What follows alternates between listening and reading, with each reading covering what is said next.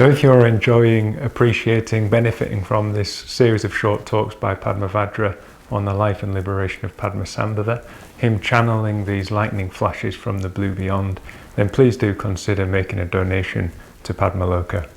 We're still in uncertain financial times. This year we lost our main source of income, our retreat income, and even though people are starting to return to Padmaloka now, our costs have considerably gone up, given the various measures that we have to put in place. So although we've benefited enormously from people's generosity throughout the year, we really need to keep that stream of generosity flowing. So do please consider giving what you can. You can do that by following the link that's attached to this video or beneath in our YouTube channel, or visiting our website and making a one-off donation or taking out a monthly standing order. Thank you.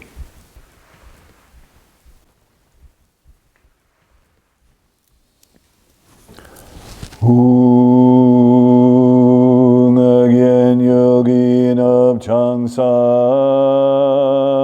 Padma Kesadong Bola Yatan Jugin Adrubne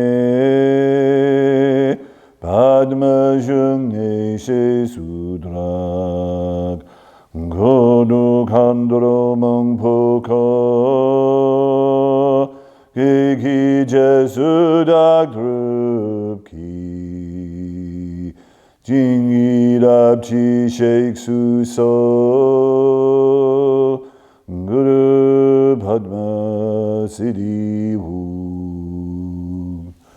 Amahung Vajra Guru Pimato Trengsa Vajra Samaya Jasiddhi Phalavunga Omahung Vajra Guru Pimato Trengsa Vajra Samaya Jasiddhi Phalavunga Omahung Vajra Guru Pimato Trengsa Vajra Samaya Jasiddhi Phalavunga Omahung Vajra Guru Pimato Trengsa Vajra Samaya Jasiddhi Phalavunga Omahung Vajra Guru Pimato Trengsa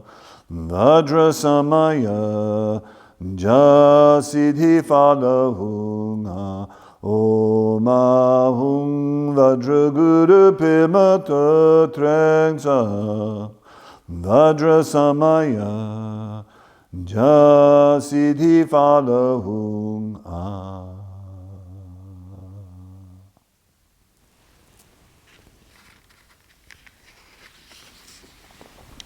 Some people say that I revealed myself upon the pollen bed of a lotus in the Dhanakosha lake in the country of Urgen.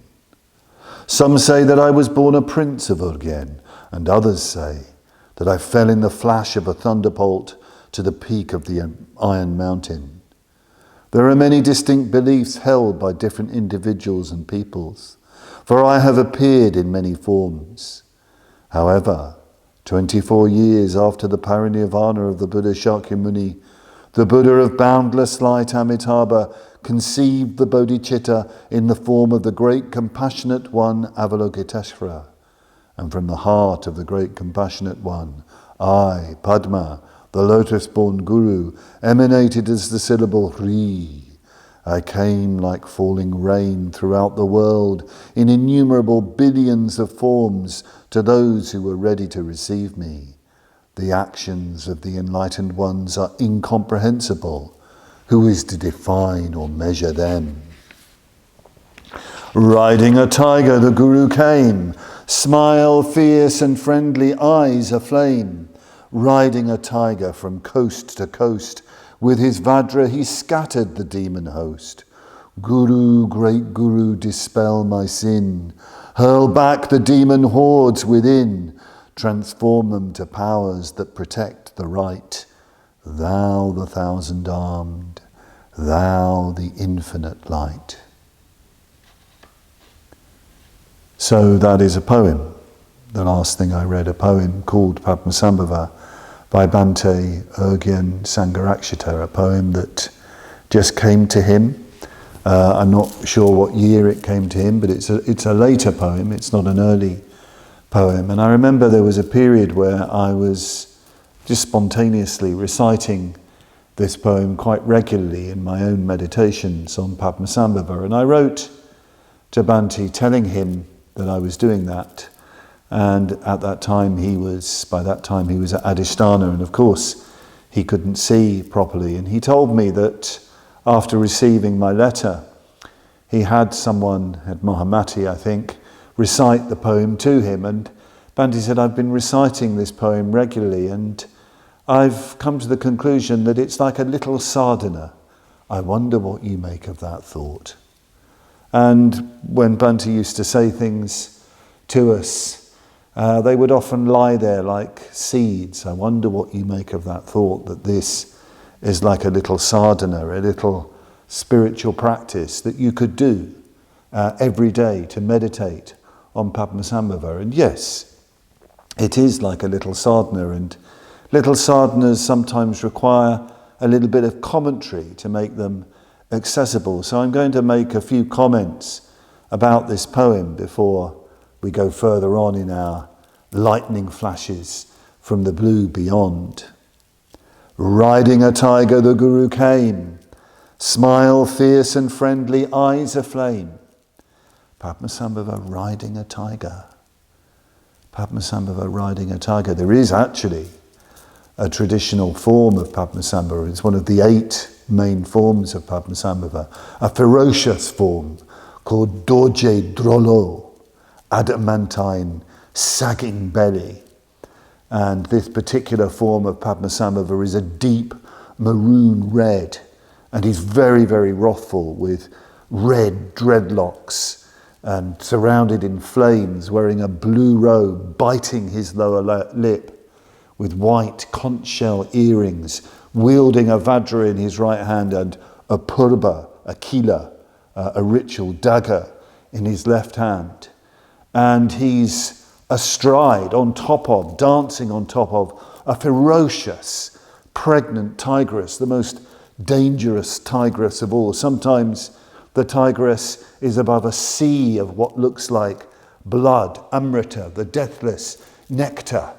And in this form, Padmasambhava, Doje Drolo, subdues, transforms the gods of Tibet, the gods of Bhutan, the gods of the Himalayas. He transforms them to protect the forces of right, the forces of light. He gets them to guard treasures of the Dharma. I don't know if this is the form that Bhante had in mind when he wrote this poem. Riding a tiger the Guru came, smile fierce and friendly, eyes aflame. Doje Drolo has 3 great bulging eyes. The usual form of Padmasambhava, of course, as Bhante says, has a fierce and friendly smile. So maybe it's the usual form of Padmasambhava, but riding on a tiger, riding a tiger from coast to coast. Of course, the tiger represents all our outrageous instincts and energies, our animal passions, but transformed, turned into something we can travel on, travel from coast to coast on. Coast to coast, is it just there for the rhyme, from coast to coast? With his vajra he scattered the demon host. Or perhaps coast to coast means moving across the land, going from one side of the land to the other. Perhaps coast to coast, maybe this sounds improbable, but coast to coast means our own island of Britain, or the island where you stay, or the land where you stay. I read coast to coast as our local place, our particular plot. Padmasambhava has to travel in that plot, our place, our particular realm, our particular land, the demons, the gods of our land, wherever our land may be. Padmasambhava has to come to that land to engage with the demons of that land with his Vajra, his adamantine thunderbolt, his lightning bolt. He scatters the demon host, the lightning bolt of reality, the lightning bolt of compassion, because the Vajra is compassion as well as wisdom. It's skillful means. Guru, great Guru, dispel my sin. Hurl back the demon hordes within. That's the first thing we have to do. We have to engage with the sin. By sin, he means the deep ignorance, the deep klesha. I don't know if Bhante had in mind a teaching he received from Mr. Chen, the great yogi Chen, because he certainly received this teaching from Mr. Chen. It's Mr. Chen's commentary on the Four Foundation Yogas, and here he tells the story of a powerful spirit wanted to subdue Padmasambhava, and so appeared as a layman in front of the great yogi. This is what powerful spirits do. They turn up and assume a form that hides their power, hides their demonic nature. And the powerful spirit asked Padmasambhava, "What do you fear?" And Padmasambhava replied, "I fear sins." And that spirit then reappeared in the form of a scorpion. Apparently in Tibetan the word for sin and the word for scorpion are the same. A scorpion with 9 heads and 1 tail, a massive demonic creature. Seeing this, Padmasambhava stretched out his left hand and lifted up the monster. And this can still be seen in images of the great Guru. You have, in fact, the form Dorje Dragpo, sending forth a scorpion from his Vajra. Guru, great Guru, dispel my sin, hurl back the demon hordes within. So we've got to engage with the deep klesha, the deep scorpionic spirits within ourselves. Transform them. It's not simply about turning them back. It's not simply about dispelling, but it's transforming, taking all that energy, transform them to powers that protect the right, meaning the good, the true, the transcendent, the forces of enlightenment, the forces of light. Thou, the thousand-armed, thou, the infinite light. Padmasambhava is the expression of the thousand-armed Avalokiteshvara, Maha Karunika, the greatly compassionate one, great compassion itself. He is the expression of the infinite light, Amitabha, the Lord, the Buddha of the West of infinite light. Transform them to powers that protect the right. Thou, the thousand-armed, thou, the infinite light.